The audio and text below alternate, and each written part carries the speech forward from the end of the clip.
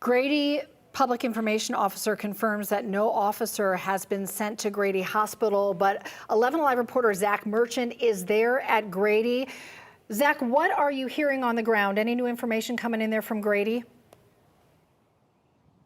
Yeah, Cheryl, actually just in the last couple of minutes, we spoke with a spokesperson from Grady Hospital. They say they're not receiving, at this point at least, any victims from this shooting. They say they're being handled at Emory.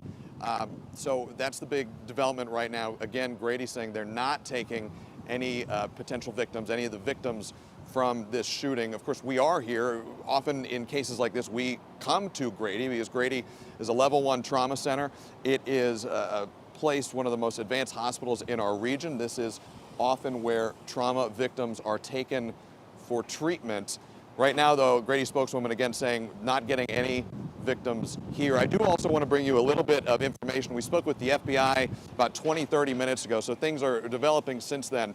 But just in the 20 to 30 minutes immediately following the news breaking of this shooting at the Emory campus, an FBI spokesperson said they were aware of the situation, they were tracking it, and just like us at the time, working to get their arms around exactly what happened and calibrate their response to this rapidly unfolding situation. We've also spoken with, just in the last 10 to 15 minutes via text message, a former law enforcement officer and now a professor at Georgia State University. That's Thad Johnson.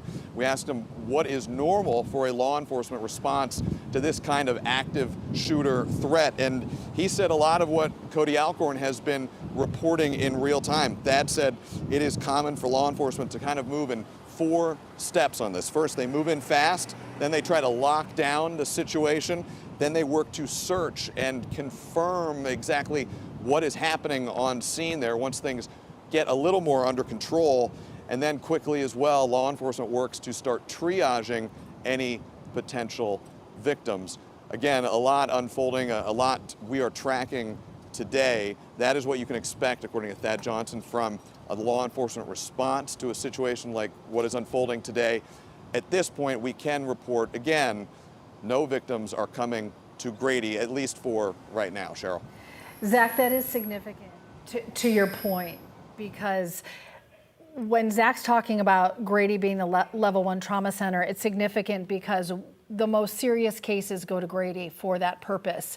So the fact that there is not someone there is an important piece of information.